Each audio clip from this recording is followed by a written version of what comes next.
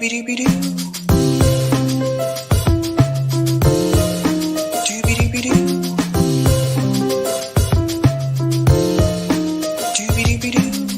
host, Sabrina Salvati.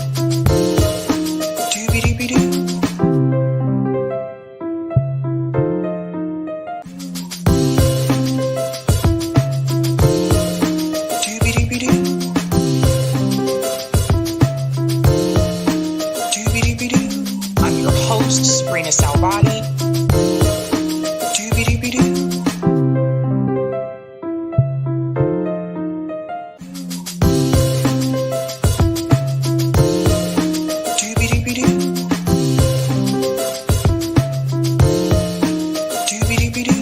I'm your host, Sabrina Salvati. Hello, hello. Happy Tuesday, guys. Welcome to Sabby Sabs podcast. I'm your host, Sabrina Salvati. If you are new, I want to let you know that Sabby Sabs podcast is a part of Revolutionary Blackout Network. You can catch me there on Tuesdays, Thursdays, and Fridays. And you can catch me here Monday, Tuesdays, Thursdays, and Fridays. Quick shout out to everyone watching on YouTube, Rockfin, and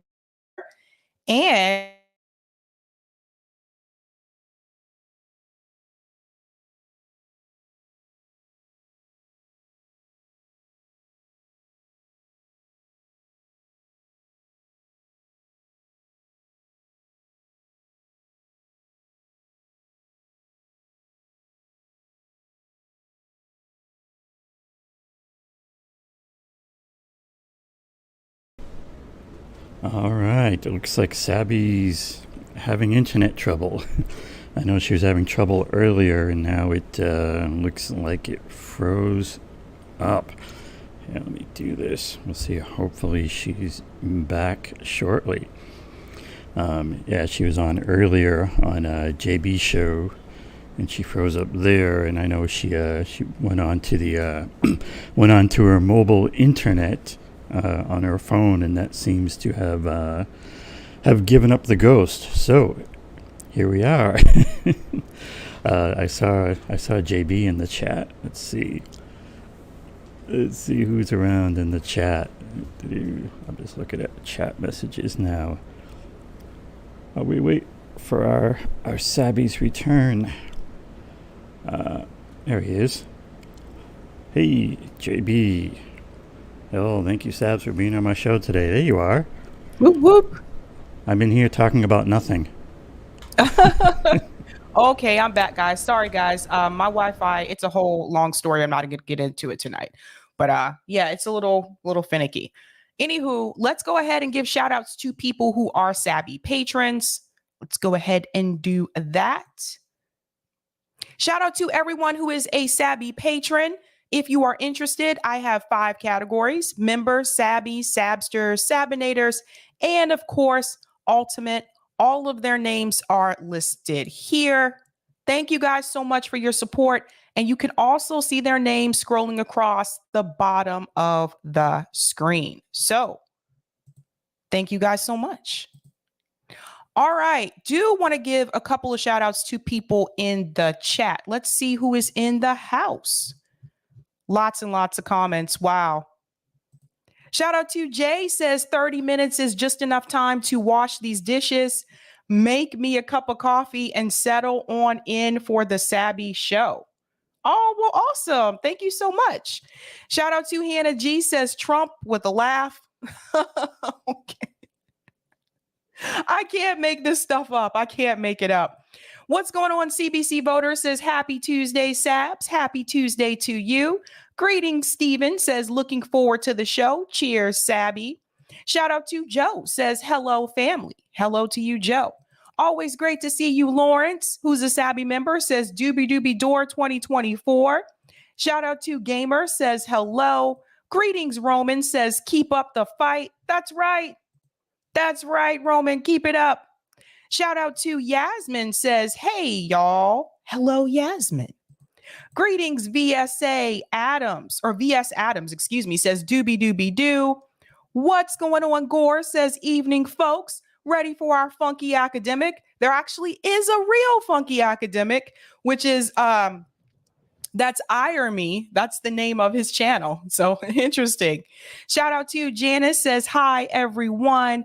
Greetings. JB says, hello, all. And thank you, Sabs, for being on my show today. Anytime, JB. Greetings. Anthony says, the fuck. Shout out to Duncan says, happy Tuesday, y'all. Sabby, I'd love for you to cover the Amazon/Roomba vacuum story. Truly creepy stuff happening there. I'll have to check that out. I'm not familiar with that. Shout out to Sean says, no, come back to us, Sabs. I'm here. Like I said, my Wi-Fi is a little finicky. There's a tree hovering over some lines, which is where the Wi-Fi is. It's a mess. It's a mess. So I'm actually using mobile hotspot right now. So we'll see how that goes. Otherwise, because I'm connected directly into the modem. But it looks like all lights are green now. So if I need to switch back, I can. All right. Shout out to Everett says, hi, Sabby. You and JD were all over the Roger Waters story yesterday. Were we? Yeah. Roger Waters is awesome. Shout out to Delthea Simmons says, howdy, howdy. She's also a Sabby member. Zach says, hey, y'all, federal taxes don't fund the government. They are deleted upon payment. Learn MMT. That's right, Zach. That is right. All right. What are we talking about tonight? Now, there's been a lot in the news, obviously. I don't usually talk about Trump on this channel because it's kind of, I mean, we all know it's kind of self-explanatory when it comes to Donald Trump. However, we did have breaking news yesterday. Apparently, this happened right before I went live. So I do need to cover this. We do need to talk about it. So tonight, what are we talking about, ladies and gentlemen? Let me share my thumbnail here. Tonight, we're discussing Richard Wolff and Noam Chomsky U.S. Empire. Ooh. What is that all about? Oh, what an interesting discussion. I'm going to get into that. I'm also going to discuss Trump and Cuellar raids. So, what do these two gentlemen have in common? And why am I talking about both of them and not just Donald Trump? I have a comparison there, and I want to teach you some of this hypocrisy that's going around from both parties, mind you. And last but not least, I'm going to discuss Khanna jobs issue. So, interesting stories tonight. Why wait? Let's go ahead and get into it. So, first, I am going to talk about this story with Khanna and the jobs issue. Now, I'm not sure if everyone saw this, but I think this is something we need to pay close attention to. I have two clips here, both from Case Study QB. So, give a shout out to Case Study. By the way, if you're not following him on Twitter, please do. Please do. Case Study QB actually takes the time to sit down and watch all of these clips and watch all the news actually and clip them so that we don't have to. So definitely please go out there and support Case because he's doing like the hard stuff here. So the first clip that I want to show you is an interview that Khanna had on MSNBC talking about the job numbers and the gas prices going down and whether or not he believes the Democratic Party is going to benefit from this. So I'm playing this clip for a reason because there's something that's said here that pretty much kind of contradicts what he says in the next clip that I'm going to show you. So let's go ahead and get into that. The economy is the top issue for voters. That's the thing that we hear all the time. So with these new jobs numbers and gas prices going down, do you think that translate to perhaps more support for the president and Democrats whose policy choices actually you can say that they brought about many of these positive results? Darlena, it should. I mean, this has been the best week, I agree with you, of Joe Biden's presidency.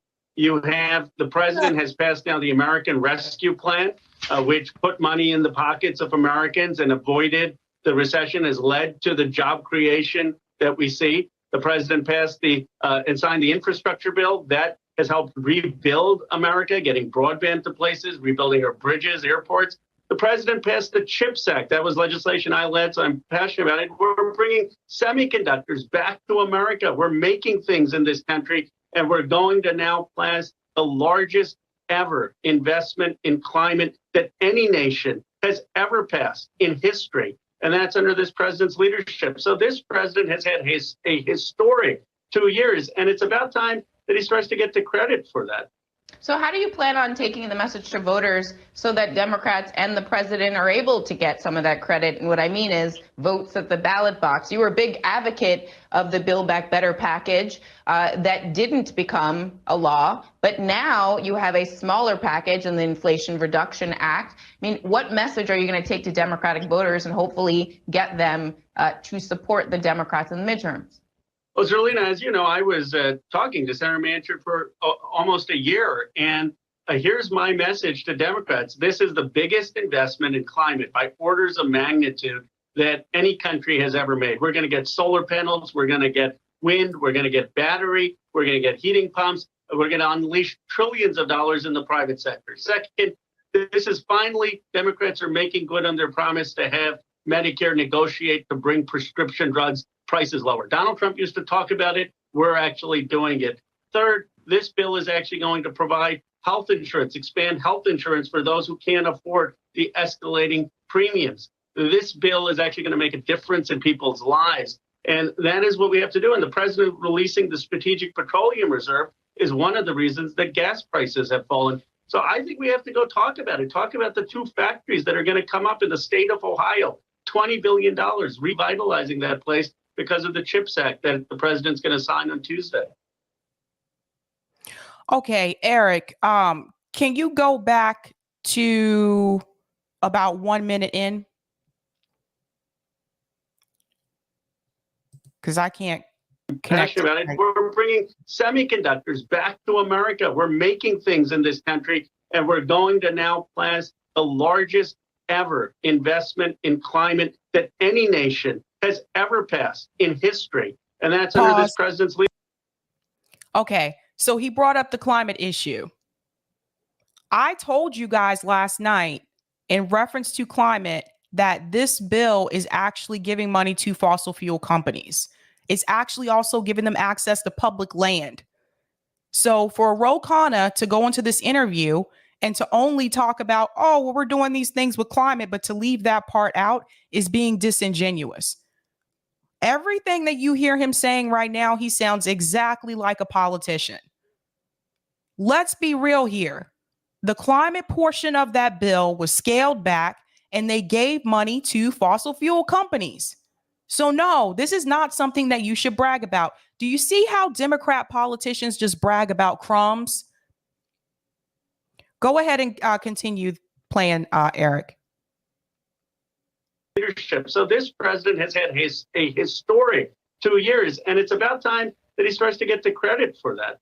So how do you plan on taking the message to voters so that Democrats and the president are able to get some of that credit? And what I mean is votes at the ballot box. You were a big advocate of the Build Back Better package that didn't become a law, but now you have a smaller package in the Inflation Reduction Act. I mean, what message are you going to take to Democratic voters and hopefully get them to support the Democrats in the midterms?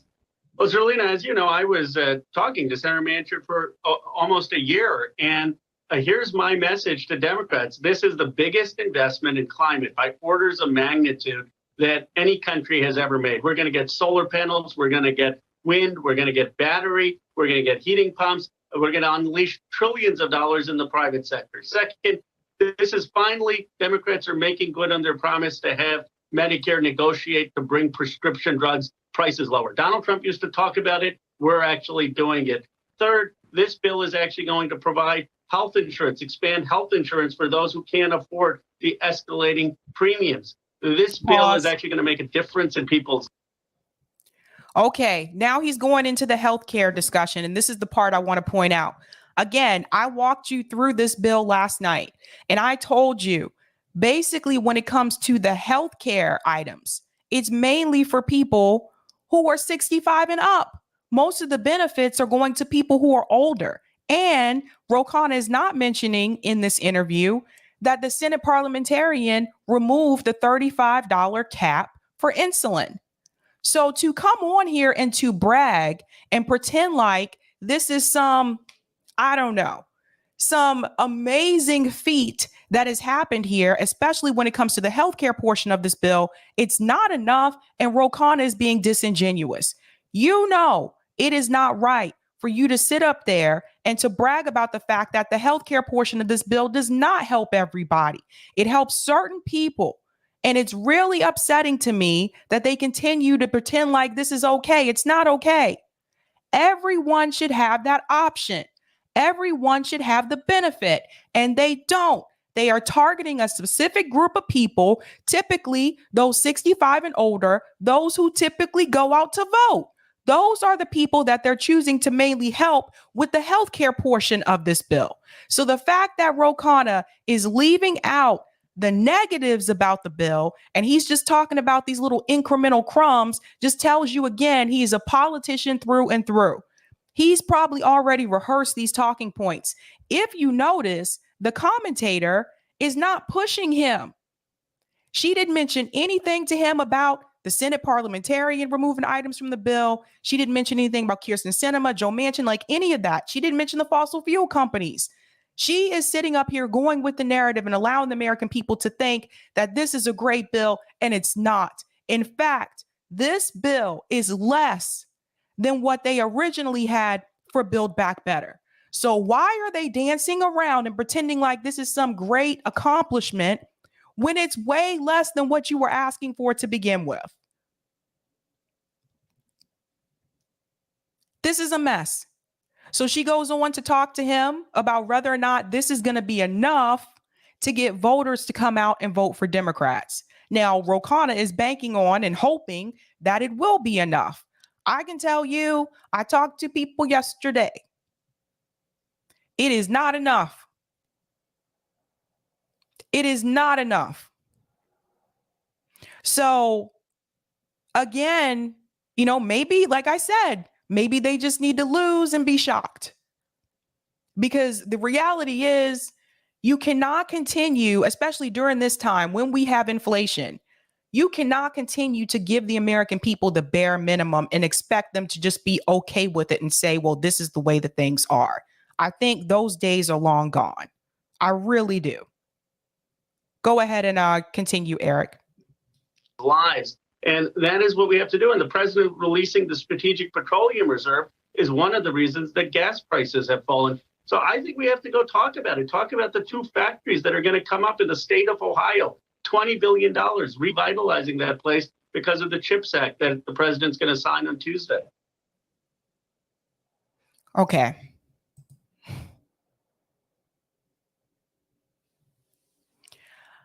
I think, yeah, JB said maybe the goal is to lose Sabs. Maybe it is. I think, you know, even when they mention the jobs portion, and I'm going to go to the next clip and you're going to see where the contradiction is.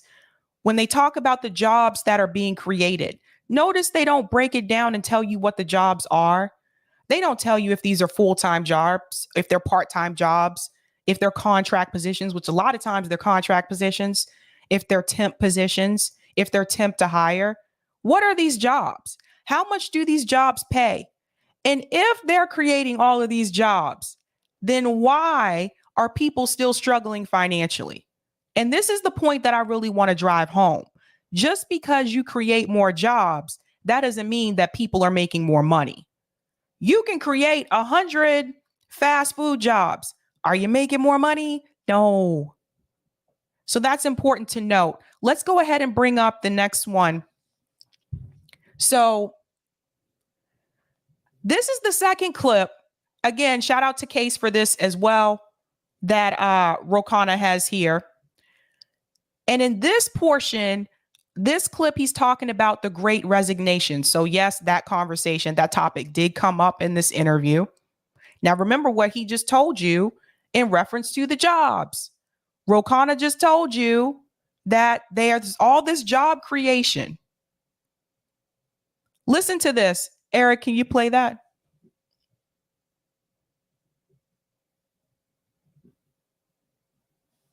Congressman, one of the things that is happening in this pandemic is a lot of people are quitting their jobs. And the Washington Post reports, quote, the number of Americans quitting their jobs remains high, although lower than its peak earlier this year in a phenomenon known as the Great Resignation. The hot labor market has allowed workers to demand higher wages and better conditions, particularly in leisure and hospitality sectors. While the trend is softening, the quit rate remains at a 20-year high. You know, we were talking in the earlier segment with experts on the economy, and there are a lot of like Harvard economists that are like, wages are too high and we need to increase the unemployment rate. And I'm like, I don't know, if your economic system requires those two things, maybe there's a flaw. There's a hitch in the giddy up, as my dad would say. Do you think that, you know, our system requires a little bit of a recalibration and perhaps a bigger imagination, given the fact that we're in a pandemic and we're trying to figure out how to make sure that workers are paid living wages and are protected as they go out and do their essential jobs? Listen to this. Yes, Serlene. I mean, we need higher wages for the working and middle class. Let me give you one statistic that basically affirms what you're saying. Since 1980, the working class and middle class in America have lost 25% of wealth. They are being underpaid for the work they're doing. This is true about Starbucks workers in my state. This is true about fast food workers. This is true about many service workers.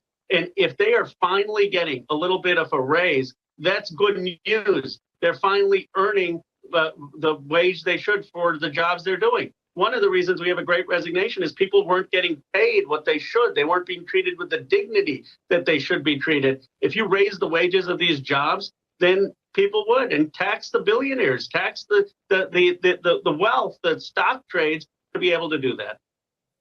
Okay. All right, Eric, I have access to VNC now.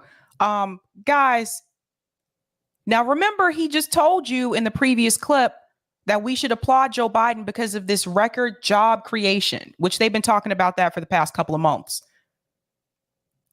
But if you have all these jobs that were created, does it really matter if you have people still quitting their jobs?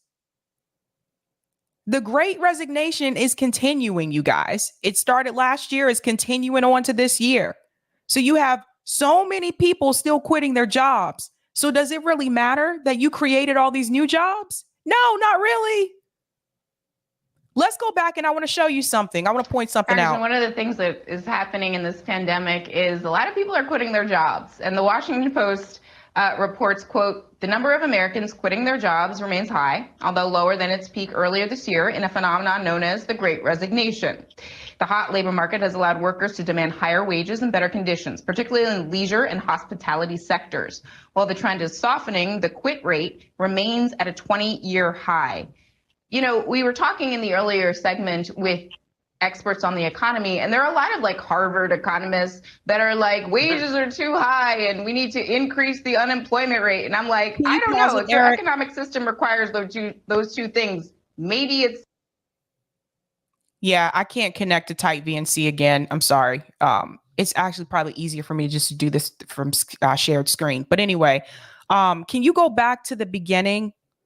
Because there's a part. Yeah. Congressman, one of the things that is happening in this pandemic is a lot of people are quitting their jobs. And the Washington Post reports, quote, the number of Americans quitting their jobs remains high, although lower than its peak earlier this year in a phenomenon known as the Great Resignation.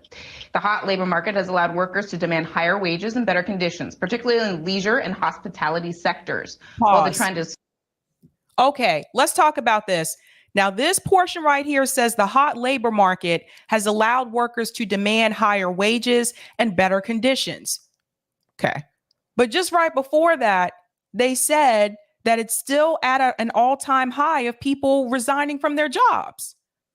So if people are actually in these positions to demand higher wages and better conditions, then why are they continuing to quit their jobs? Someone let me know. Like, that doesn't make any sense to me. So maybe some people are quitting their jobs and they're going and find employment elsewhere. Maybe. But there's all these job vacancies. So something's not adding up here. So you have some people that are quitting these jobs and they're not going to other jobs. And part of the reason is because they're not being paid what they want to be paid. Some of these companies, I got to tell you, I know I've received the phone calls and the emails. They are still being pretty stingy when it comes to giving people what they should make in those positions. Even right now, you'd be surprised. So I don't want people to think that all these companies are all of a sudden giving people all these high wages. No, that is not happening everywhere. So these two things don't make sense. They don't go together. Okay, go ahead, Eric. Softening, the quit rate remains at a 20-year high. You know, we were talking in the earlier segment with experts on the economy, and there are a lot of like Harvard economists that are like, wages are too high and we need to increase the unemployment rate. And I'm like, I don't know, if your economic system requires those two things, maybe there's a flaw. There's a hitch in the giddy up. Why are you asking Harvard economists whether or not the wages are high enough? Shouldn't you ask that question to people who are working class and people who are poor, the people who are actually working those jobs where people are quitting? Why are you going to ask someone who went to Harvard just because they're an economist? They don't have those jobs. They're not working those jobs where people are resigning. They're freaking economists. They're not in that position. So of course they're going to say to you, the wages are they're actually too high. They're actually too high. They're not affected. You should be talking to the people who are actually working those jobs. So if I know that, let's just say, I'm gonna throw this out here. Let's just say that Chipotle is having problems keeping staff and people are quitting en masse. Am I going to go talk to a Harvard economist about that? No. You know who I'm going to contact? People who worked at Chipotle. This is something you see with MSNBC, CNN. They always want to talk to the academics. They always want to talk to the academics about why people are quitting the jobs instead of talking to the people who are actually quitting the jobs. And this is not to say that you can't talk to academics at all. But in this particular situation, if you want to know whether or not people feel those wages are high enough, you need to talk to those people, not the people who are not working those jobs. Let's go back in. As my dad would say, do you think that, our system requires a little bit of a recalibration and perhaps a bigger imagination, given the fact that we're in a pandemic and we're trying to figure out how to make sure that workers are paid living wages and are protected as they go out and do their essential jobs? Yes, Serlene. I mean, we need higher wages for the working and middle class. Let me give you one statistic that basically affirms what you're saying. This is something I've noticed. He said we need higher wages for the working and middle class. Did you notice that once again, poor people were left out? Politicians do this a lot, by the way. It's not just politicians, commentators, journalists. They do this a lot. They'll mention middle class. They'll mention working class. You never really hear them mention the poor. He did this too when he came on my show for the interview. And I specifically said to him, working class and poor. And he responded back to me with middle class and working class. And that right there said something to me. It tells me that for whatever reason, subconsciously, people, when they think about class and they think about money, they do not think about people who are poor. It's like they're erased. And it's a sad reality, but it's true. They don't think about them. Just because someone is poor doesn't mean they're not working. You can have a job and still be poor. There was a documentary at one point. I don't know if they still do this. MTV used to have a show called True Life. And some of the things they showed on there were pretty gritty stories. And some of them were pretty like, hey, I want to be prom queen or something. But there was one segment that they had and they showed what it was like to live off of minimum wage in this country. And there were 3 different people. So they showed their stories. We need to do more stuff like that. If they don't have that anymore on MTV, I hope they would bring that back, because people need to see what it's like watching someone have a minimum wage job.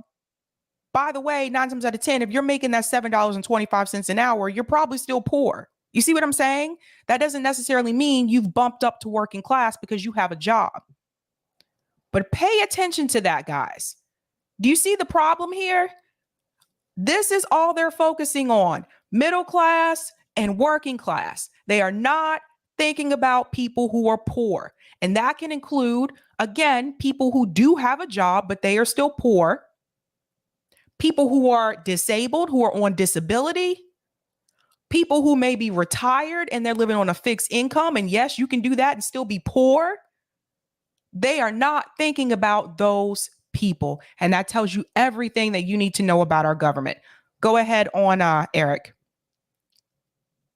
1980, the working class and middle class in America have lost 25% of wealth. They are being underpaid for the work they're doing. This is true about Starbucks workers in my state. This is true about fast food workers. This is true about many service workers. And if they are finally getting a little bit. He's mentioning fast food workers. I know fast food workers who are poor. And once again, you heard him say middle class and working class. This is a problem. Just because you have a job does not mean you are not poor. Let's go back in. Of a raise, that's good news. They're finally earning the wage they should for the jobs they're doing. One of the reasons we have a great resignation is people weren't getting paid what they should. They weren't being treated with the dignity that they should be treated. If you raise the wages of these jobs, then people would, and tax. Yes, part of the reason why you're having a great resignation is because of the pay, like people not being paid what they should be paid. But the other part that Khanna leaves out in this discussion is the fact that during the pandemic, you had companies overwork these employees, still under that same pay, overwork them. They had harsher conditions. You had employees that were considered to be, I guess you want to say, essential, the essential employees. So they were required to come in regardless. And those people had to work under those conditions. And I'm talking about your nurses. I'm talking about the teachers who, for some states, they were still making them go in. They had to work still under those conditions. The people who were working at the restaurants that had to wear all the protective gear under those conditions, working in the hot kitchens at that time. So it's not just because they were underpaid, because that's been going on for decades. Let's be real. People being underpaid.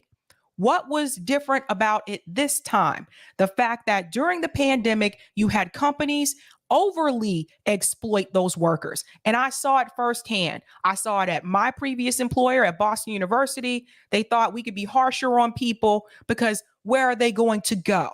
No one is going to quit because it's going to be hard for them to get an interview and get a job somewhere else. Well, guess what? They miscalculated. Because not only were people still quitting, but people were definitely getting jobs at other universities here. It's called a virtual interview, boo. That's right. So that was a mistake for them to assume, oh, we're under these conditions. We got to be even harder on them now because where are they going to go? So let's talk about that too, the way that they were treated and how they were abused even more. Let's go back in, Eric. We can finish this up. The billionaires, tax the wealth, the stock trades to be able to do that. I don't know.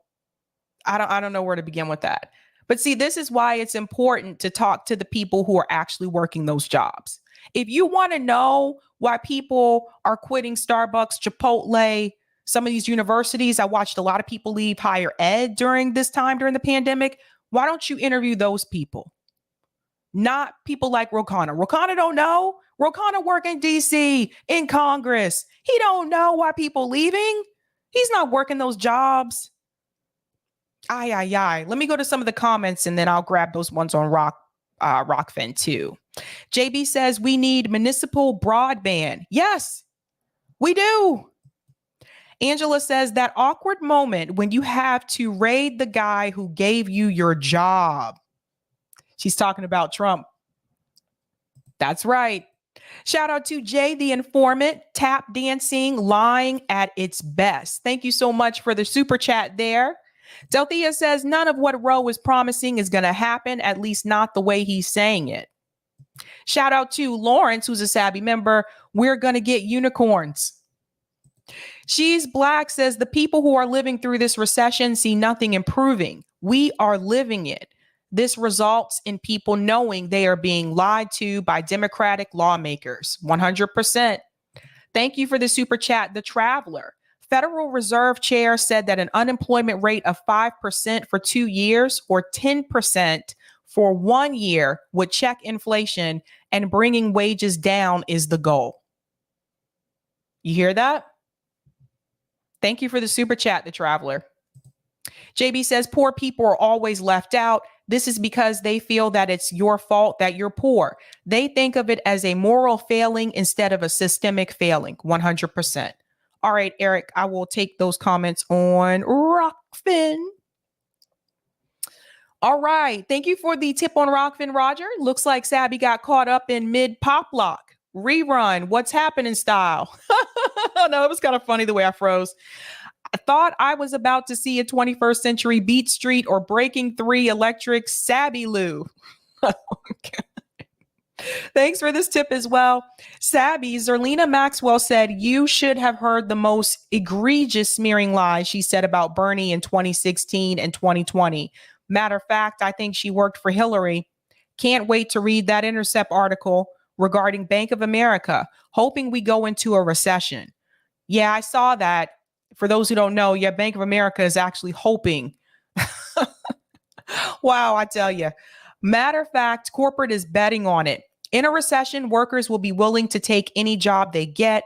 I seen this from Bill to Bush. That's true. Thank you so much for those comments on Rockfin. Okay, now we're getting into the epic story, obviously, of the night, which is this whole situation that happened with Donald Trump.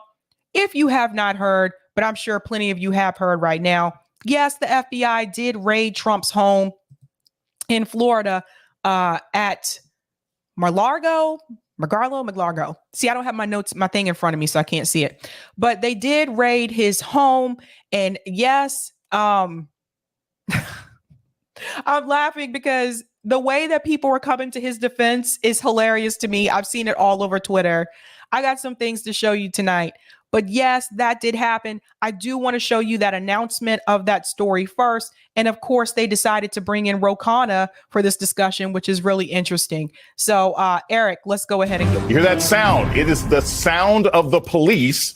There appears to be an investigation by the feds into Mar-a-Lago, the home of Donald Trump, the twice impeached president and very much disgraced president. We're going to go to this news right now with Representative Khanna. Ro, are you here and have you heard this news that the former president, his residence, is now being investigated by the feds? I have. It's obviously a very serious matter. I know President Trump issued a very lengthy defensive statement. But look, the FBI doesn't just go in unless a judge signs off on a search warrant. That means they have some probable evidence about possible wrongdoing. And it's something that the whole country needs to pay attention to, and shows that Attorney General Garland is setting this up step by step. Pause. So this is the first question that occurs to me, and I think a lot of people watching, it is the... I would like to see Mr. Garland take the first step on freeing Julian Assange. I would like to see him do that. Let's add that to his list of items to do. But yes, we're going to get back into that video as well. But yes, this happened. It's just... It's hilarious to me because the gentleman, the commentator on here, he starts off this segment with whoop, whoop. That's the sound of the police. I'm like, really, dude? Like, come on, guys. That's from a song. I don't know if you guys know that. There's a song goes whoop, whoop. That's the sound of the police. Whoop, whoop. That's the sound of the police. And he tried to do it and he's all dramatic about it. And I'm like, I'm sorry. This whole situation to me is just laughable because I think that Donald Trump seemed to think that he's above the law, but regardless, he has the money and he has the resources to get out of this. He really does. So some of this to me feels like a little bit of a distraction because I feel like in the end, he's going to get away with it. I really do. If I'm wrong, I'll come back and say, my bad, I was wrong. But let's get back into the video. I'll tell you more later. Let's go back in. I think a lot of people watching right now is how major is this as far as other members of sort of the Trump cabal? It's been one thing to talk about the former president. It's been one thing to bring in the Cohens and people associated with him. But for the FBI to actually be knocking down doors in his home, is this a time that Americans can believe that perhaps the orange jumpsuit is forthcoming? Because this doesn't seem to be common. What would be your take on that? Well, I don't want to politicize it because I think Attorney General Garland and the Justice Department have done a very good job by following the facts. And it's not for me or members of Congress to say what should happen. It should be where the facts lead them. And they have been very methodical. They have not been quick to do anything, but it shows that they are concerned that serious crimes were committed and they're following the evidence. And now let's see what they end up doing. But I do think that this gives me confidence that the Justice Department is really pursuing this thoroughly, objectively, and in a non-political way. Speaking of being non-political, I have to admit. You know what's interesting about this?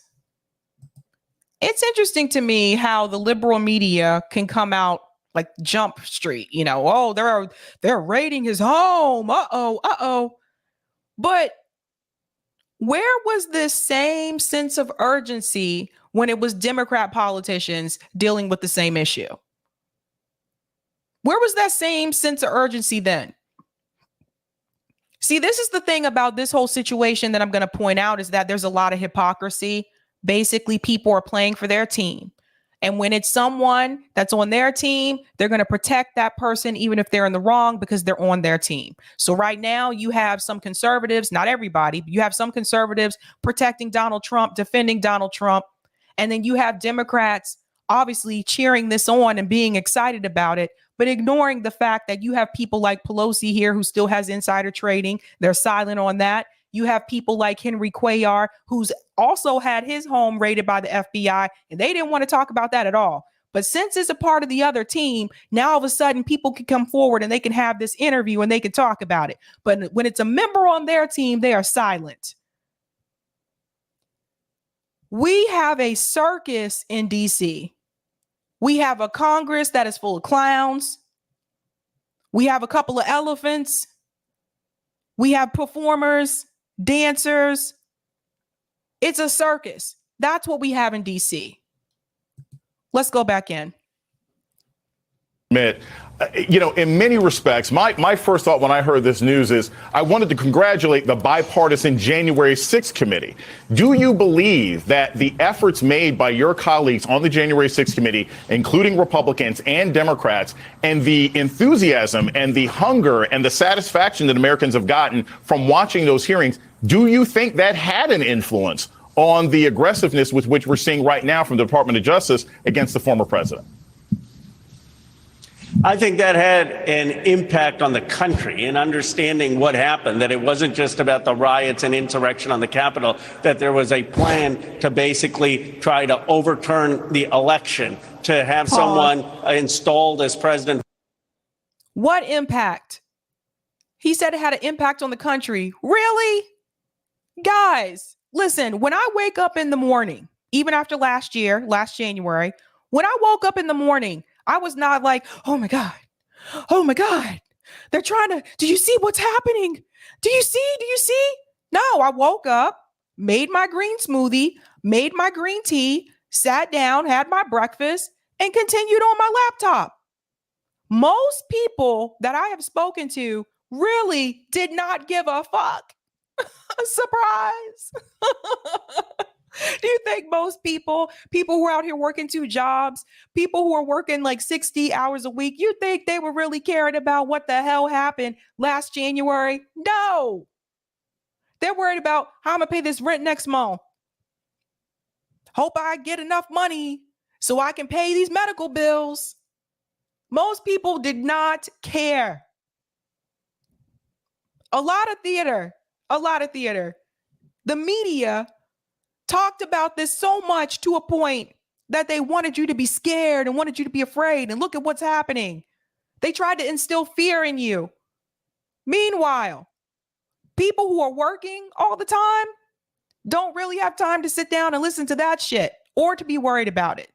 They're not worried about that. They're worried about getting kicked out of their apartment because they can't pay rent next month. They're worried about not being able to feed their kids because we had like baby formula shortage in this country. They're worried about the fact that their car has issues and they need to get their car fixed, but they can't afford it. So now they don't know how they're going to get to work. They're worried about things like that. Let's go back in, Eric.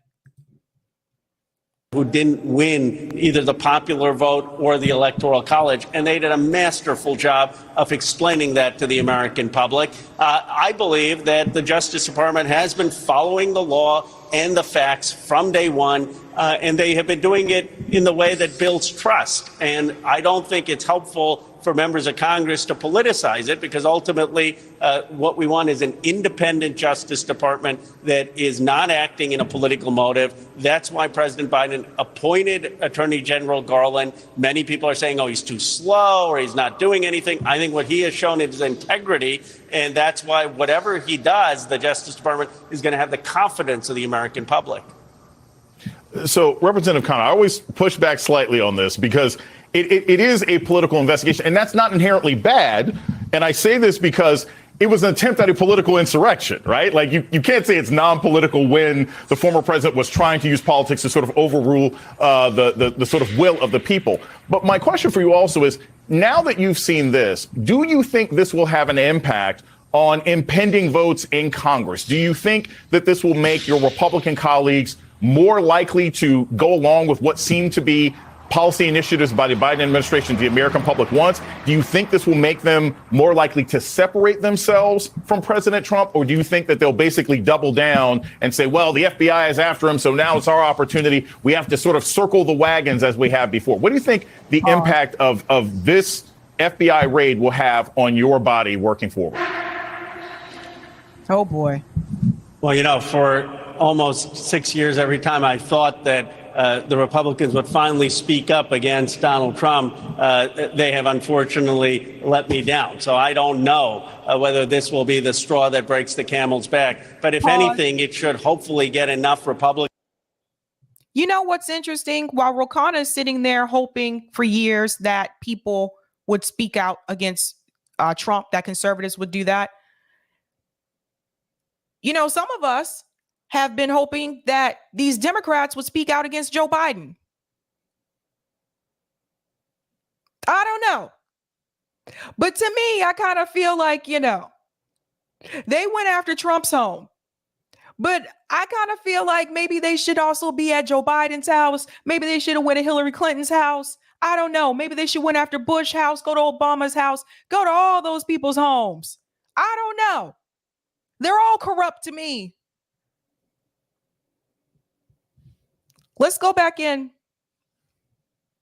the Senate and a few in the House to vote for the Electoral Count Act, Reform Act, which will make sure that whoever wins the popular vote in states in 2024 actually gets the slate's delegates, because otherwise you're going to have a situation where someone can try to steal the election again. And hopefully, at the very least, the January 6th Commission and all of these findings by the Justice Department will lead to bipartisan support for upholding the basic principles of our democracy. That, I'm optimistic, can pass the Senate and the House. Okay. This is what it's all about, guys. It's all about votes. Notice there wasn't that much focus on the crime per se, why they would be at his house to begin with, what they may be looking for. It's all about votes. Is this going to change the way that people vote come November, come 2024?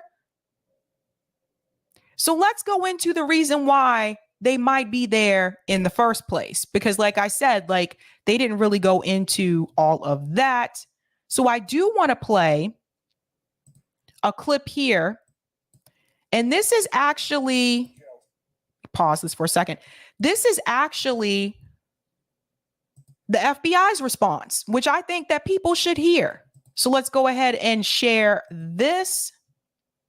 I'm gonna have to actually share my screen because I can't connect to Type VNC, so I'm gonna do it this way. Sorry, guys, I gotta go old school. I'm so sorry, I got to do it. Let's hear what the FBI actually had to say about all of this.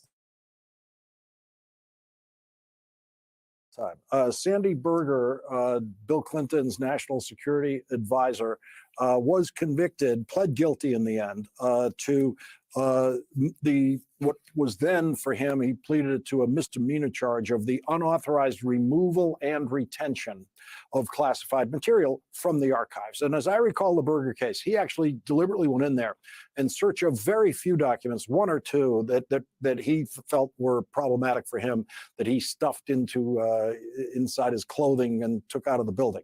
He got a fine of $50,000. He was sentenced to serve 2 years of probation, 100 hours of community service, and lost his law license in the process. And so, Andrew Weissman, that's the closest thing we have to any kind of precedent near any of this. But when are we going to learn from the Justice Department or from filings involving the search warrant what this was about? And it's one thing for the Justice Department to have this policy, which we all understand, about not commenting on investigations. But how about the first time in history that a president or former president's home has been subject to this kind of FBI search, including breaking into, forced opening of the former president's safe? It seems that the Justice Department, the Attorney General, have to at least consider saying something to the country about what happened today. Okay, let me jump in here for just a second. So that's the question that's been on a lot of people's minds. People are freaking out on Twitter. I've already seen hashtags created about people leaving the country. It's all over the place. The loonies are out right now.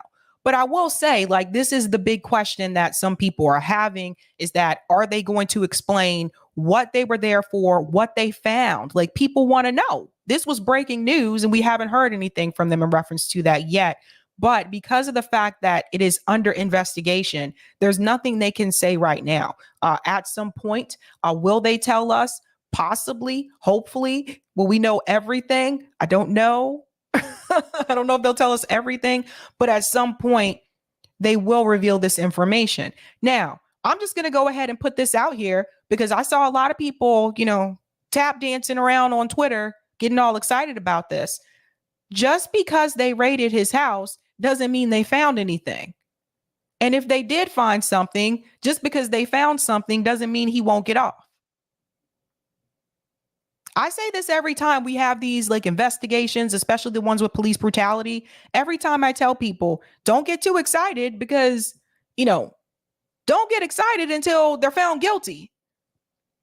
Like I said, this is Donald Trump. He has a lot of money. He has a lot of resources. I'm pretty sure he's going to lawyer up. I'm pretty sure that he's protected. But let's go back into this clip here.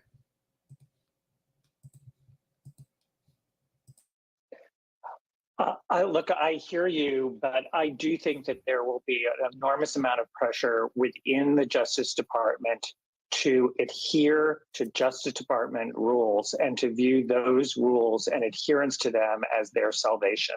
That if you're trying to show that the Justice Department is apolitical and that they're playing this by the book, that they're not going to speak about somebody who was under investigation. And that is because of the tradition in this country that if you're under investigation but have not been charged, that you're entitled to not have the Justice Department run around slandering you. That was why people reacted so vociferously to what Jim Comey did in July and October when he spoke about his own personal views about Hillary Clinton. People thought it, and I was one of them, thought that was outrageous and violated all of the rules of the Justice Department that Neil and Frank and I have lived by. So while we all have this desire to know what's going on, there is a principle at stake. And this is where you hope that Republicans understand that this is a question about the rule of law, that this is a proceeding that is done pursuant where people go to court They get a court order. This is not someone breaking into a safe or conducting a raid. It is conducting a search pursuant to a court-authorized search warrant. Now, the way that we could ultimately Okay, I don't want to spend too much time on that, but I do want to say I thought that part was interesting when he said, hopefully, other Republicans will understand that this wasn't like they just bombarded and like went into his house. They had a search warrant to obviously be there. But that's funny because people don't really care. Like I've already seen the craziness online. People don't really care if they had a search warrant. I'm going to get into some of those tweets in just a second. People don't care. They just see you went after one of their own. And that's what bothers them. This is the problem that we have with this two-party system. Everybody protects their party. It's more so about protecting the party than it is protecting the person. And that's why I just feel like this has to go. Now, Donald Trump did issue a statement. So let's see what he has to say. Trump's full statement following FBI raid on his Mar-a-Lago home. They even broke into my safe. Oh boy. This is just, I can't even. All right, so here's the full statement here. These are dark times for our nation as my beautiful home Mar-a-Lago in Palm Beach, Florida is currently under siege, raided, and occupied by a large group of FBI agents. I don't know why I felt the need to say it that way, but I did. I'm sorry, you guys. Nothing like this has ever happened to a president of the United States before. After working and cooperating with the relevant government agencies, this unannounced raid on my home was not necessary or appropriate. It is prosecutorial misconduct. I'm sorry. The weaponization of the justice system and an attack by radical left Democrats who desperately don't want me to run for president in 2024, especially based on recent polls, and who will likewise do anything to stop Republicans and conservatives in the upcoming midterm elections. Okay, look, I understand these things, but also at the same time, Trump is sitting up here acting like he was never under investigation. He's sitting up here acting like they never were looking into him, like this just came out of nowhere. Come on, man. If they had a search warrant, they had enough reason and cause to be there. Let's go back in. I can't with this guy, man. I can't. Remove that. I told you guys, tight VNC is not working well for me. So I'll just go back to the article here. Doobie doo. Okay, let's go back in. So yeah, it's just, I can't, like, this is laughable to me. Okay. So let's go back on. All right. Such an assault could only take place in broken third world countries. Sadly, America has now become one of those countries, corrupt at a level not seen before. I'd argue against that, Trump. This has always been a corrupt country. Get out of here. Come on. They even broke into my safe. Oh, I wonder what was in that safe. What could they have wanted that was in there? I don't know. I wonder, I'm curious if they find something in there that incriminates him, but also incriminates other Democrat politicians or former Democrat politicians. Are they going to bring them in? Is MSNBC and CNN, are they going to talk about that if that happens? I'm not saying, but I'm just saying. Let's go in. What is the difference between this and Watergate, where operatives broke into the DNC? Here in reverse, Democrats broke into the home of the 45th president of the United States. The political persecution of President Donald J. Trump has been going on for years, with now the fully debunked Russia scam, impeachment hoax 11, impeachment hoax number 2, and so much more. It just never ends. It is political targeting at the highest level. Here it comes. Hillary Clinton was allowed to delete and acid wash 33,000 emails after they were subpoenaed by Congress. Damn. Absolutely nothing has happened to her to hold her accountable. She even took antique furniture and other items from the White House.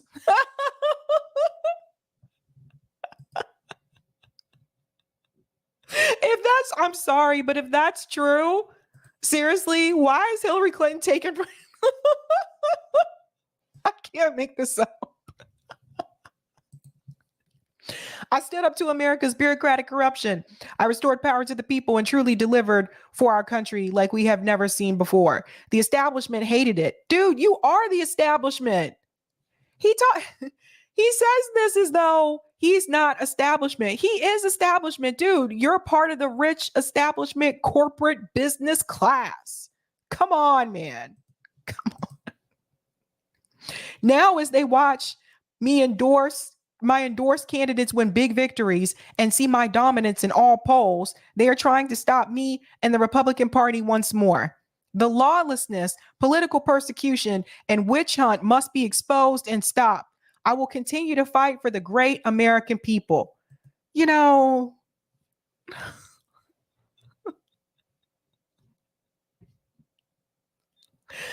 I don't know what this, I can't. I can't even make this up. Some of these things are even hard to comment on, like honestly, but that's his statement about what happened. Now, here's the thing. I do want to be fair here because I did notice, where was this same outcry when this same thing happened to Democrat Henry Cuellar? Where was the same outcry and celebration from Democrats? There was no celebration. In fact, when Nancy Pelosi was asked about this, she said she didn't want to talk about it. But for those of you who may have forgotten, let me go ahead and just jog your memory. FBI raid on Representative Henry Cuellar's Texas home office said to be tied to Azerbaijan.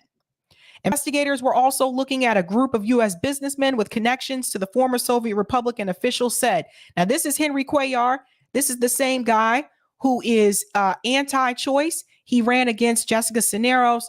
I told you guys before that Clyburn and Pelosi went down there to Texas to endorse him. Although they say they're for a women's right to choose, they endorsed the candidate who was against a woman's right to choose. They endorsed Henry Cuellar because he's corporate. He's also in the pocket of fossil fuel companies. For those who are not aware, that is who they backed. The same guy whose home was raided by the FBI last year. Let's go back into the story. Just to give you a little snapshot here, Representative Henry Cuellar's home and campaign office in Texas were raided as part of a federal investigation into the country of Azerbaijan. I hope I'm saying that correctly, you guys. And a group of U.S. businessmen who have ties to the country. That came from a senior law enforcement official. Witnesses said federal agents were seen carrying items out of Cuellar's home in Laredo on Wednesday, while more agents were spotted outside his campaign office. So see, they took, like Trump, they took items from his home. Nobody talks about this. None of the Democrat politicians in DC talk about this. This was January last year, while he was running for re-election. Kid you not. Let's go back in. While it did not specifically refer to Cuellar by name or offer details about the investigation, the FBI acknowledged the search Wednesday night. The FBI was present in the vicinity of Windred Drive and Estate Drive in Laredo, conducting court-authorized law enforcement activity. So again, this was authorized by the court. We come down here. As the FBI executed the search warrant Wednesday, Cuellar's office released a statement saying Congressman Cuellar will fully cooperate in any investigation. He is committed to ensuring that justice and the law are upheld. Now, people don't talk about that. In fact, people were endorsing him after that. So what's that really about? I'm going to go to some of these comments, and then I have a couple other things I want to show you about this story as well. Bad Cookie said January did nothing but raise the budget for the DC police. There you go. Delthea says when you become MSNBC's go-to guy, that is evidence that you are a propagandist. Thank you for the super chat, Rico. They also had warrants in Russiagate. Here you go. Thank you for the super chat, Arthur Handy. Dems have this wet dream that if enough negative things about Trump come out, Republicans will finally turn on him. Waste of time. They'd be better off helping poor and working class, but they won't. 100% there, Arthur. 100%. You know, this idea that people are going to turn on him if more bad things come out about him, it's a lost cause. That is not going to happen. Again, it's the party that they are really defending, not so much the individual. And people will continue to defend their party. It's unfortunate. See, this is why this has to go. You see? Now, there's more. Like I said, with Henry Cuellar and with Trump, both homes were raided by the FBI. Democrats were silent about it. In fact, most of them supported him, if not endorsed him. 18 Democrats donated to his campaign this past year. But some of those same people are speaking out about this happening to Donald Trump. And that's not to say that they shouldn't, but here's where the hypocrisy comes into play. If you're going to criticize one, you criticize all, but they don't do that. They only criticize the people that are not in their party. That's how it works. Now, JB had a really cool tweet. People had a lot of things to say, okay? I'm just going to go ahead and tell you guys now. So I have a couple of responses that I want to show you how people really felt about this. So JB says, I won't celebrate until the FBI's raid Carter, Clinton, Bush, Obama, and Biden's homes and their corporate overlords and every politician that voted for these offensive crimes against humanity, and they are tried for their crimes. Shout out to JB. I was about to say Jay-Z. Shout out to JB. 100%. 100%. I mean, if we really want to talk about Jeffrey Epstein, there's still that list, that client list that has not been revealed. And if those weren't very important people on that list, then why would they hide it? If it was everyday Joe Schmoes that nobody knows, those names would have been released like that. But obviously it's high profile people, and that's why they don't want to release the name. And don't be surprised if there are former politicians or current politicians on that list as well. That's what that's about. Now, what was really interesting is that some people, some conservatives took this as an opportunity to say that we need to get rid of the FBI, that we need to dissolve the FBI, that we need to defund the FBI. People are really going there. People are going there like Candace Owens. You know, this woman irks my nerve. I really can't with this woman. She went on to say the FBI must be legally and formally dissolved. Really, Candace? What happened to President Trump is positively stunning and a mark of unchecked government power. Ha! I no longer recognize the country I live in. Left or right, we must all come together to fight this evil. Look, let me tell you guys something. Candace trying to get paid, okay?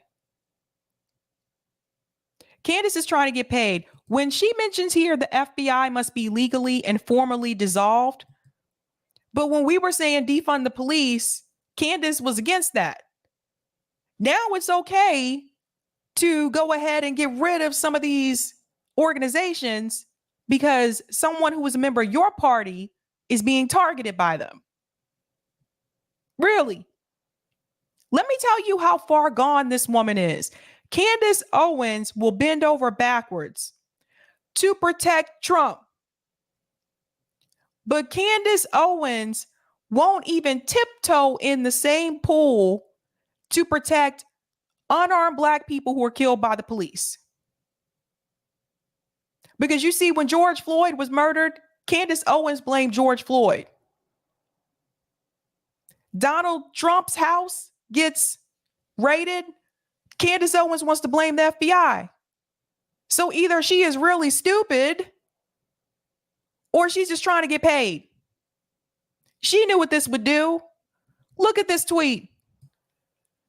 84,000 people like this. This is how far gone people are in this country. 84,000 people actually like this. What? And she tries to end it to make it seem like it's some type of unity. No unity, left or right. We must all come together to fight this evil. Girl, bye. Now she wants people to come together. Please, come on, come on. And it's not just her. There's more. Because even Miss Marjorie Taylor Greene, you guys know she says some crazy shit. MTG is out here saying defund the FBI. What? Do you guys see the hypocrisy? You see now, oh my God, see, people are still retweeting it. See the numbers moving? 143,000 people like this. Like, we said defund the police and she lost her shit. Now she's saying defund the FBI because it's her party that is affected. This is the danger of the two-party system. This is the problem. People back their party. They're supposed to back policy, right? They're supposed to be there on the issues, right? If that is true, then why do they flip-flop on the issues depending on whether or not it affects their party or not? JB told me this earlier today. He said, you are a policy person. I am. I stick to the policies. It is pretty clear that some people don't. JB said they don't actually mean it. That's the grift. Right. What? It's all coming out of the woodwork now. I don't see how more people don't see this hypocrisy. They don't see it. When we say defund the police and we're talking about human rights, you say no. You say give the police more money, but they're supposed to be against like big government, right? But now you're saying defund the FBI. Get out of here, man. Get out of here. Guys, if you have not seen Twitter since last night, it's crazy over there. Really much so. Yes, Kitty loves films. Break the duopoly. You see how the duopoly makes people just lose their fucking minds? They can't keep it together. They can't. They're brainwashed. They're like sheep.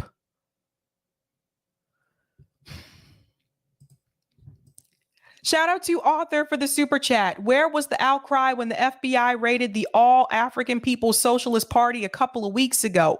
Ouch. Hit them right where it hurts, Arthur. That's a good point. Where was it? See, they weren't a part of the Republican Party and they're socialists, so they were against, the group, and they were all for that. Thanks for the super chat, 007 Angelo. If Candace was kidnapped, she would cry for the FBI to save her. The FBI goes after corruption and murderer cops. We do need them on the job. Thank you for the super chat. It's so hypocritical. I can't believe this woman sells books. I can't believe people buy this, like her book. I can't believe people buy this shit. I really can't. Ay. Go ask for a refund. It's terrible. Okay. That is all on Trump. It's crazy. All I'm going to say is I'm going to follow that story. Keep you guys posted. Keep you posted there. And let you know what happens going forward. Because it has been a shit show for sure. Thank you for the super chat, Colin. There's a difference, Sabby. These fools protect their own, the elites. They will never protect the working class. That is true. You know, I talked to JB about this earlier. Everybody has a role. People have these roles that they play. Candace Owen plays a role. MTG plays a role. Trump plays a role. Pelosi, Khanna, all of these people have they have a role to play, and that's what they stick to. And they pretty much, for the most part, don't veer away from that script, right? Some of them have become excellent actors, excellent performers. Some, not all. Some of them are just waiting on their Oscar. And so the idea is that as long as they continue to play the role that they are supposed to play, they will make a lot of money off of it. And that's all they care about. It's crazy. Okay. Let me get that comment on Rockfin and then we'll get to our Richard Wolff story.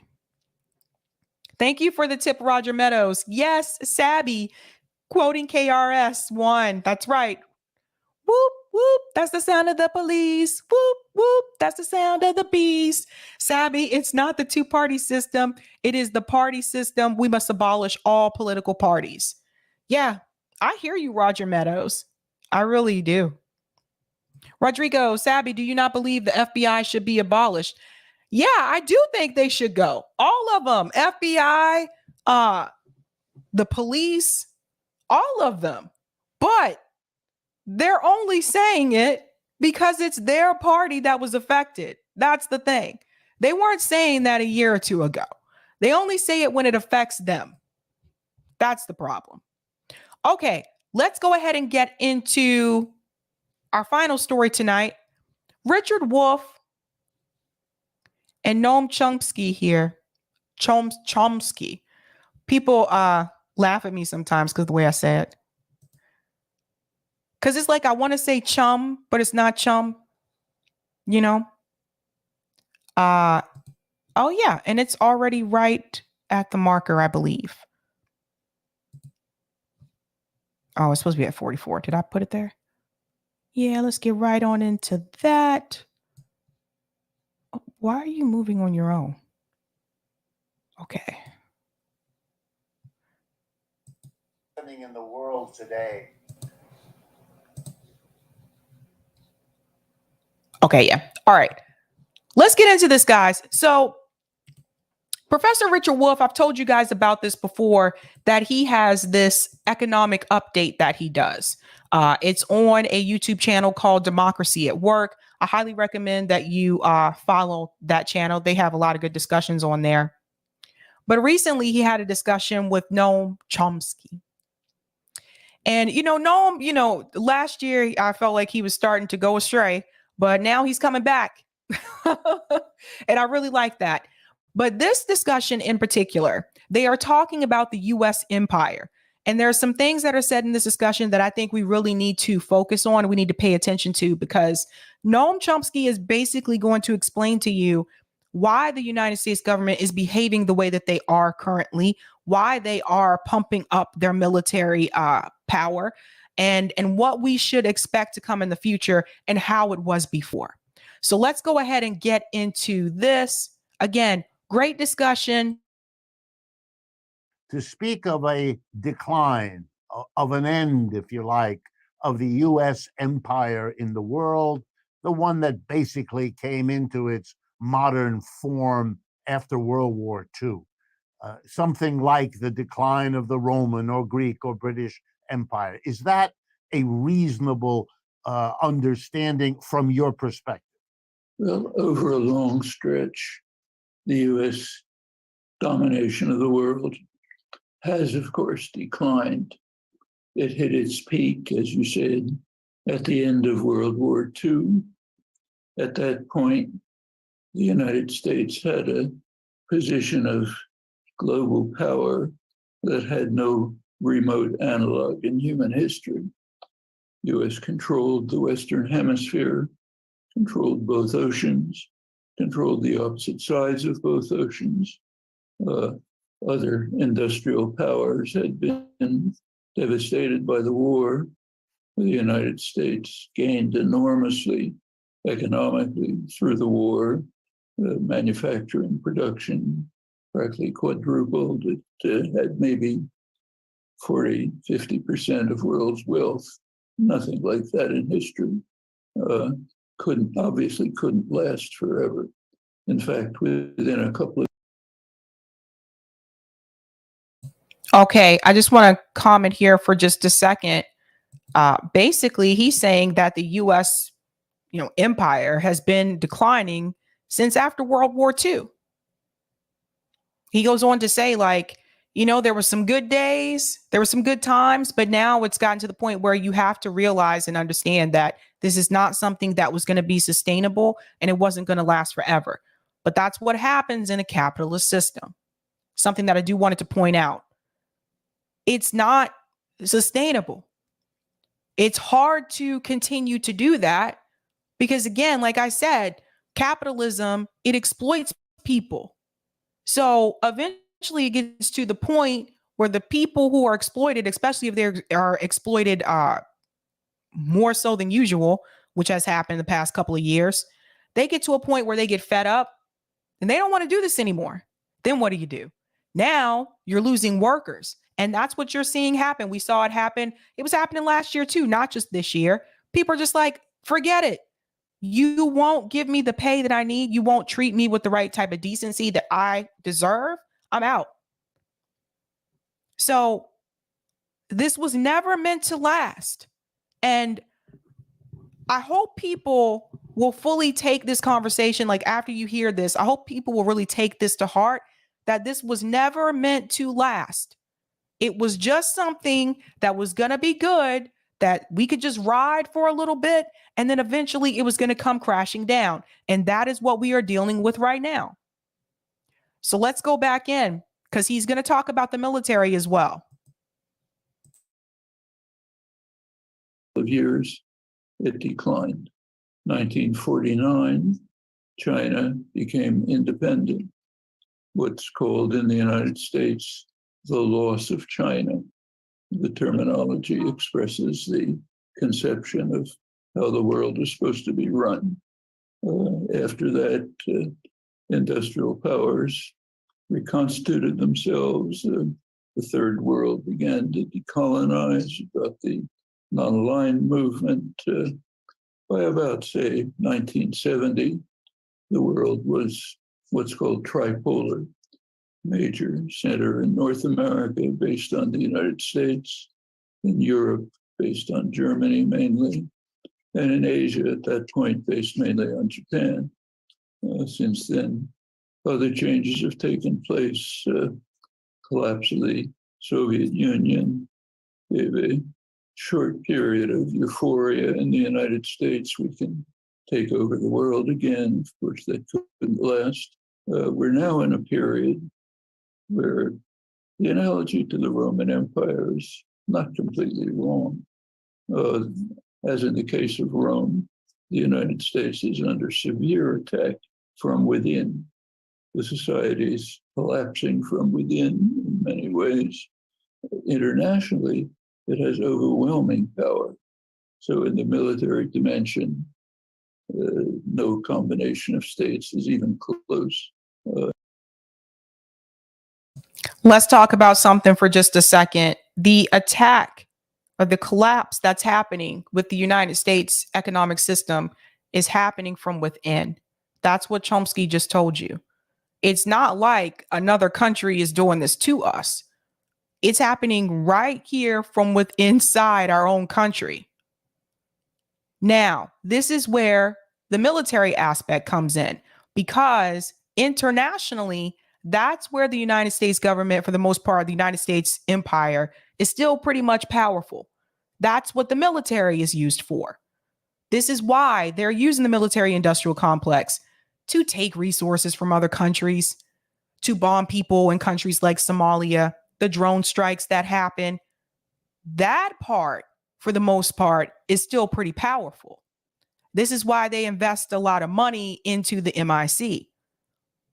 But even that, it's gotten to the point where now even the military aspect of the United States is not enough to fix what is happening economically with the US inside our own country.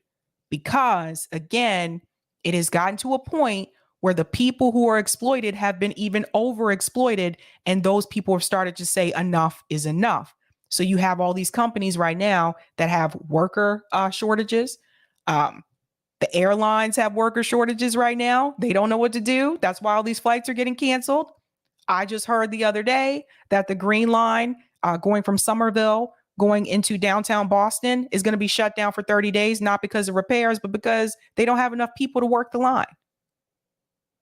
This is the collapse that was bound to happen at some time or another because of the capitalist system that we live in. This is what happens when you have all these billionaires who have so much wealth concentrated at the top, and the rest of us are basically fighting for the crumbs that are left on the ground. This was not going to last for a long time. So now do you see why they continue to ramp up the military industrial complex? You continue to see why they continue to steal resources from other countries. That's all they got left. Right now, the United States, all that pretty much got left is the MIC. And there's no KEY. There's no MOUSE. Let's go back in. But in other what's called soft power, like trade, commercial relations, and so on, it's being overcome by China. The United States is trying to hold it back, but doesn't know how to do it. You can't overcome economic development, infrastructure building, loans, and so on with bombs. So he mentions China here, and he says the United States government is trying to hold them back, but they can't do it. Now, do you see where a lot of the fear mongering is coming in about China now? They can't do it. I'm going to show you some numbers after this video clip to show you about that as well. So China's constructing this enormous Eurasian system. The Belt and Road Initiative includes India, Pakistan, Russia. It's extending to Africa, where China's now the main, has the major trade relations, even to Latin America. The United States backdoor. All the United States can do in response to this is use its comparative advantage in military force. So the US is now constructing what's called a ring of what are called sentinel states, heavily armed, aimed at China, advanced precision weapons, South Korea, Taiwan, Japan, New Zealand, Australia. India is kind of a reluctant partner, not really participating. The idea is to try to prevent what's called Chinese aggression. What's Chinese aggression? Well, it's not off the coast of California. There are confrontations off the border of China, but the main Chinese aggression is its development. There you go. That is spot on. I'm glad old Noam is back. That is spot on. What is the Chinese aggression? Development. They're doing well when it comes to trade. They're making their own products. Like, there's some things like they don't really need us for. Like, to be honest, a lot of my former students were from China. So I knew about a lot of this because of them. But they don't really need us. So that's the aggression. Now, don't get me wrong. The United States governments will try to say things like, well, you know, they have these human rights violations, but that hasn't even been proven. I've talked to multiple people on this show about this issue, and no one has showed me any type of evidence that proves that. They have to say, give you something, right? So you understand why you're supposed to dislike them and you're supposed to fear that country. Because if they just tell you, well, you know, we really gotta, you know, look out for China because they have development and they're doing well economically and they're producing things and they're they're having like manufacturing in their own country, and they're just doing so well. So we really got to look out for them. Yeah, because then like most Americans will look at you kind of shady eye. We look at you side eye and just be like, and no. So they have to tell you something that makes you afraid, that makes you really believe that the US needs to take them down because they don't want you to know the truth. It's all about the economy. Which cannot be contained by military force. Now there's another conflict developing in Europe, Putin's invasion of Ukraine, in the short term at least, gave the United States a wonderful shot in the arm, great gift. It pushed Europe into the US pocket.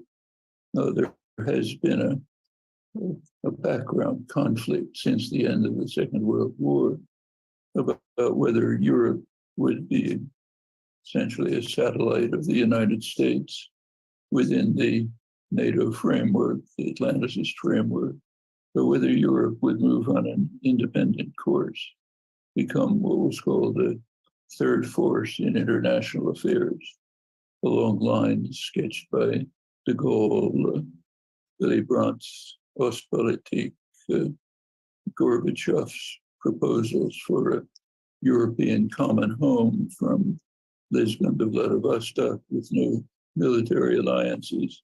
That was another option. Well, for the short term at least, that's been blocked by Putin's invasion, which handed Europe over to the United States on a silver platter. Best gift he could have given Washington's imperial pretenses. Whether this could last is very much an open question, because it's not at all clear that Europe can really survive in any great viable way if it breaks from Russia and Eurasia. Notice that Russia is the barrier between Europe and the Eurasian landmass that China is developing so extensively, bringing in the East Asian economies. The US is, if you look at it in what are called geopolitical terms, the US now is kind of an exaggerated case of what England was for centuries. England was an island off the coast of Europe, and its main strategies were to try to keep Europe from becoming unified.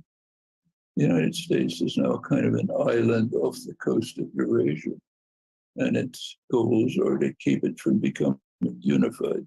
That means incorporating. So let me.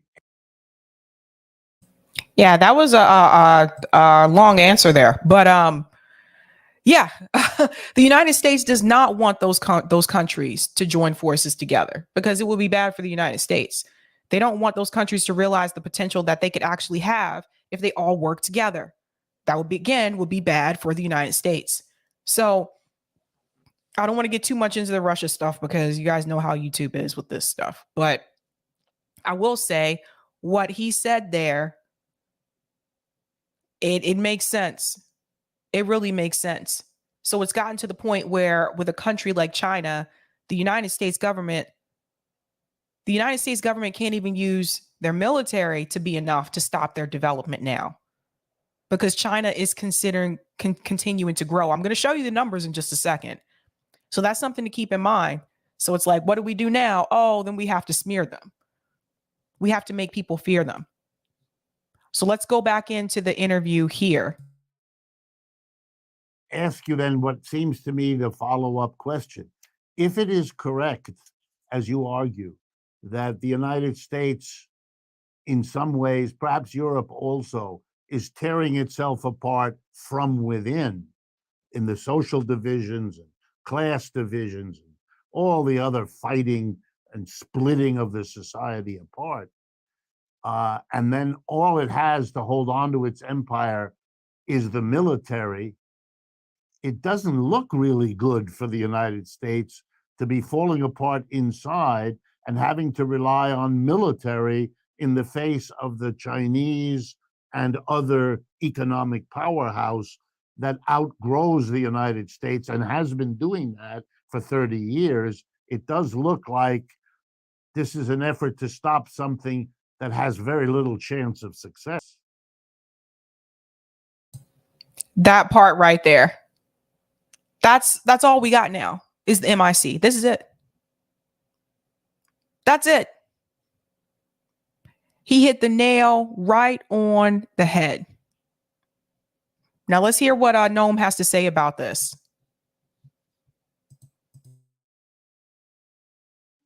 Well, it's very interesting to see how in the internally dysfunctional United States, this problem is being faced. So it's commonly observed that Congress is dysfunctional, can't do anything. That's a curious way of saying that the Republican Party has simply gone off the rails. They're not a parliamentary party in any traditional sense. Their policy is very explicit. McConnell announces it, is just block everything. Make sure that the country will be harmed as much as possible, so it will be blamed on the Democrats and we can retake power. It's quite open. He says it in almost those words. So the GOP blocks everything in Congress. But they accepted one thing, a China Competition Act. The United States is I do have to interrupt him here and I have to make a correction. It's not just the GOP that's blocking everything in Congress. You also have Democrats that are blocking things in Congress. So I do want to correct him on this part. You have Sinema, you have Manchin, you also have the Senate parliamentarian. Everything is working the way that it is intended to work. That's what I believe. Based on things that I've read and research that I've done, everything is working exactly the way they intended to work. So I think I will say here, I think that it wasn't fair of him just to say that it's the GOP that's blocking everything, because we've seen it was just last night. I showed you who was blocking things on the Dem side. And we've seen that multiple times throughout Joe Biden's presidency, how many times Democrats have also been blocking these things, along with Kamala Harris not using her tiebreaker power as vice president and the Senate parliamentarian as well. So I do have to correct that there. You can't blame it all just on the GOP. Sorry, no. U.S. infrastructure is falling apart. The bridges are collapsing. The electric grid doesn't work. And there's a sharp cutback in development. There's a huge shortage of chips because they're not producing chips here. So what can we do about it? One possibility would be to pass legislation to carry, as during the Second World War or the First War period, with massive government intervention to develop the economy. Can't do that. So therefore they passed the China Competition Act. We can rebuild our roads and bridges to compete with China. It's the only way it could get through. The only way the GOP would allow it to go through is a China Competition Act. Well, of course, it's symbolic of the internal destruction and disorder. We incidentally just today, learned something new about it. There's a new report that came out, which people should look at, from Axios, which is usually fairly reliable. It's a description of something that kind of slipped under the radar in the last days of the Trump years. Right before Trump left office, he had a directive establishing what was called Schedule F for civil servants, a plan to essentially remove the entire civil service system, at least the leading elements of it, and to replace them by Trump loyalists.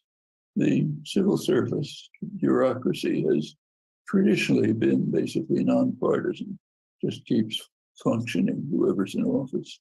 But this was an effort to change it radically, to make sure that the leading elements are Trump loyalists, and they will run what's left of the government as an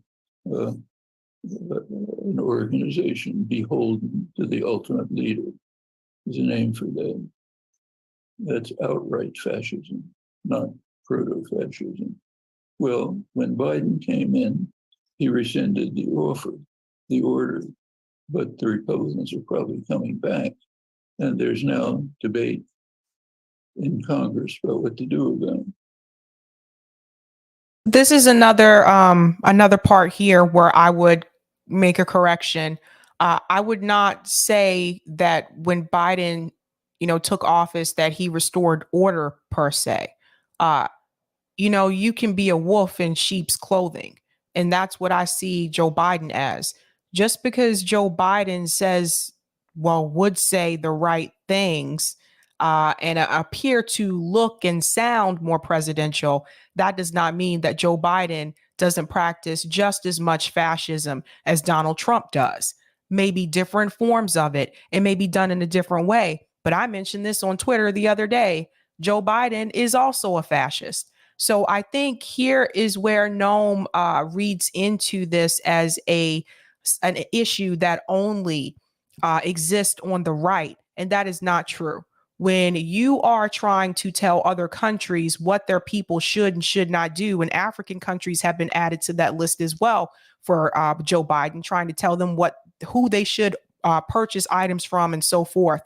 When you are trying to starve people in other countries through sanctions that are put on them, when you are trying to basically have regime changes in those countries as well. Joe Biden is a warmonger, and he is also a fascist as well. Just because one is more blatant and may not be as obvious as the other doesn't mean the other isn't doing the same thing and it's just complicit as him. So that is something I would correct here, that he seems to have this blinder, that blue blinder on right now, where it's just the Republicans, blame everything on them. And let's pretend like the Democrats are not at fault here. That is not the case. So I do want to add that there. And I think we're about to wrap up this part of the interview.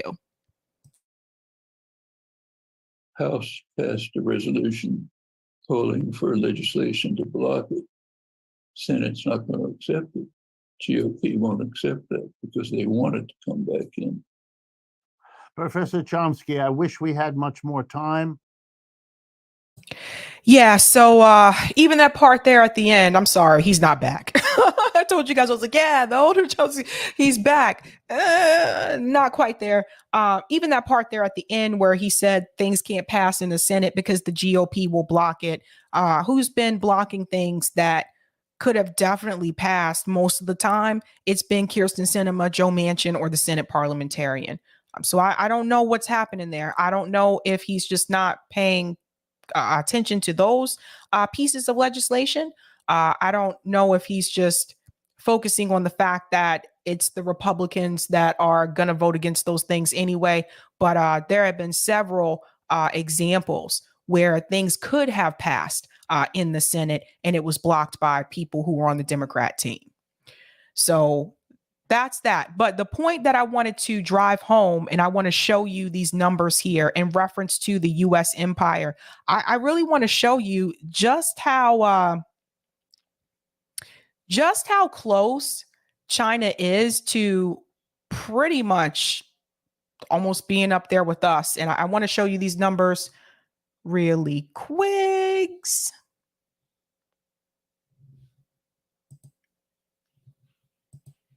This site takes forever. Okay, there it is. All right, so we're going to do a little bit of, I don't know. Let's do a little bit of teaching. You can get out your little notepad, take some notes if you want to. It's like I'm back in the classroom. All right, so this is what we want to talk about here. The top 25 economies in the world. And there are certain areas here that I want to show you in particular. So now, before I show you this chart, there's a chart here that I want to show you. I need to explain what some of these terms mean. So I don't want you to be like, what does that mean, Sabrina? So there are a couple of terms here that we need to focus on. come out a little bit. That was really giant there. I don't know why it's that big. Okay, the first term here that we need to talk about, now we're talking about measuring GDP, okay? The first term is called nominal GDP. Now, this is current US dollars. That's important to note because international comes in later. I'll explain. This is the most basic and common way of measuring and comparing GDP among countries using local prices and currencies converted into US dollars by using currency market exchange rates. This is the number that was used to determine the country's rankings in the top 25 list. So that is one column you will see in the chart. What is missing here, I'm surprised they don't have this in Investopedia. Nominal GDP is important to note here that this does not show an adjustment for inflation. So just keep that in mind when you see the numbers. So they should have had that there. Come on, Investopedia. Get with it. Get with it. Okay. So now let's go on to the second one here, which is purchasing power parity. So this is important. This is a different type of GDP. This is adjusted GDP in current international dollars. So now we're going to international dollars. This is an alternative way of comparing nominal GDP among countries, adjusting currencies based on what basket of goods they could buy in those countries rather than the currency exchange rates. This is a way to adjust for the difference in the cost of living among countries. All of these have a point, I promise you. So that's the second one, PPP, purchasing power parity. And then we get to these, which I think a lot of us will probably know anyway, which is GDP growth. This is the annual percentage growth rate of nominal GDP and local prices and currencies, which estimates how fast a country's economy is growing. We pretty much know that one. And last but not least is GDP per capita. This again is in current US dollars.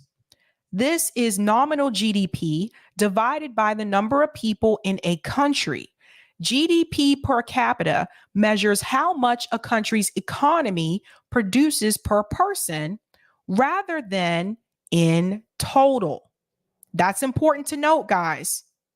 This can also act as a very rough measure of income or standard of living for individuals in a country. Now that I broke that down for you, let's take a look at that chart. Okay. These are the top 10 countries by nominal GDP at current US dollar exchange rates. Take a look at it, folks. Number one, of course, is the US. The nominal GDP is $20.95. Remember, nominal GDP does not adjust for inflation. It doesn't show that part, so just keep that in mind. The PPP GDP is $20.95 for the US. Annual growth, this is where we get into trouble, ladies and gentlemen. Negative 3.4%. That's where we're at now. Oh, you're going to let me highlight it? Thank you, Liner tab. Okay, go away. Negative 3.4%. So that's that. Now, GDP per capita for the US, $63,000, 206. Okay? Now let's look at China. And this is what I wanted to show you guys. When it comes to China, the nominal GDP in trillions, 14.72. They're not that far behind us. Remember, nominal GDP doesn't include the adjustment for inflation. Now, when we look at PPP for China, that is in trillions, 24.28. And now we're going to head over here to annual growth. Oh dear. You see the difference here? When it comes to China, in reference to annual growth percentage, their annual growth percentage is 2.3%, whereas the United States is negative 3.4%.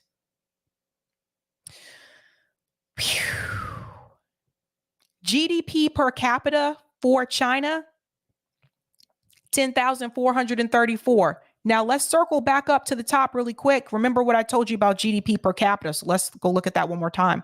GDP per capita. This can also act as a very rough measure of income or standard of living for individuals living in a country. GDP per capita measures how much a country's economy produces per person rather than in total. So per person, you see the numbers here? There's a big difference. The United States has over $63,000. China has over $10,000. You see this annual growth? This is problematic. And in fact, I'm going to show you a quick recap real quick. If we scroll down, you'll see here that all the other countries, Japan, Germany, UK, India, France, Italy, Canada, South Korea, all of them are in the negative when it comes to the annual growth. The only one that is in the positive is China.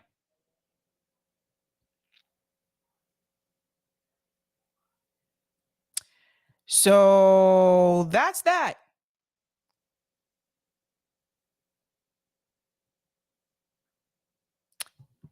You know, I don't know how much to explain this. Again, like an economist could explain this a lot better than I can. I'm just giving you the basics. I'm giving you the Cliff Notes. I don't know if everyone remembers Cliff Notes, but like when I was in school, it was like this thing. It was like a shortcut of reading a book. Instead of reading the whole, I don't know, the entire novel of Moby Dick, you could just read the Cliff Notes and it told you just the stuff you needed to know. This is the Cliff Notes. So anyway, I don't know what else to say other than the fact that we don't really produce much here. I'm sorry, but we don't. And our system in the United States, it's eating itself. Like, we're devouring each other. And we've had a lot of people, quit. And they have the right to do so, leave these jobs, leave the workforce and say, screw this, I'm not doing this anymore. And I'm sorry, but the bubble has started to burst. And I keep telling people, yes, are there some things that China may depend on us for? Some goods, maybe some, but they make things in their country. Most of the things that I buy, a lot of times it says made in China. I don't think I've ever bought something and it said made in the USA. I'm like, what's that? I don't even know what that is. So, yeah. You can share this with your friends, family members, peeps, a little short econ lesson from Sabby here tonight. But I don't know. I'm going to try to see if I can bring on an economist to really break this down for us, but yikes. It is what it is. I'll take that comment on Rockfin, Eric. I think there's one more. Yeah. Thank you for the tip on Rockfin, Roger Meadows. Sabby, in that same episode by Wolff, he went on to say how unions are taking the rook, bishop, knight, and pawn approach, not being over dependent on their queen, the federal government, shifting the fight to the municipal level away from the federal level. He also said that Corp HQ shutting down locations where workers wishing to unionize government should come in and apply eminent domain to take over those buildings when they leave too. Ooh. When they leave, to give workers an option to buy using a loan until they are able to fully purchase and make it a worker co-op.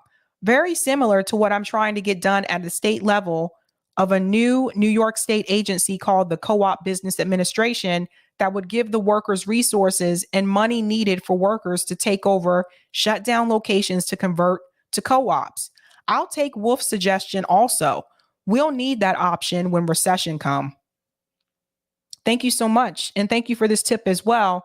Seeing that the FBI, CIA, police, and military industrial complex protect corporations in Wall Street, I say abolish corporations, replacing with co-ops, reinstate postal banking, and charter public banks across the U.S. Then FBI, cops, CIA, MIC will follow, seeing there will be no corporations to protect and Wall Street power will be redistributed. And thanks for this tip as well. The China war hawks should shut the fuck up. Our government gave away our manufacturing base to China since the 70s, getting ramped up when Clinton signed permanent normal trade relations with China, exacerbating the outsourcing. Obviously, Noam doesn't know about the National Infrastructure Bank HR 3339. That would do exactly that. We should have this bill prioritize partnering with and elevating worker co-ops, not corporations. Thanks so much for that, Roger Meadows. So yeah, I mean, hopefully we learned something here tonight. So when they continue to preach about the job growth and they continue to preach about we've done all these great things in the American Rescue Act, the numbers don't lie, guys. I just showed you the numbers. So there's that. But that being said, I do not want to end on a sad note. I want to let you guys know tomorrow morning, 9:15 a.m., I will be on Fault Lines. It's a radio show. Check that out. If you don't get to check it out tomorrow morning, then I'll let you know when they do post it, when they upload it, and I'll let you know about that as well.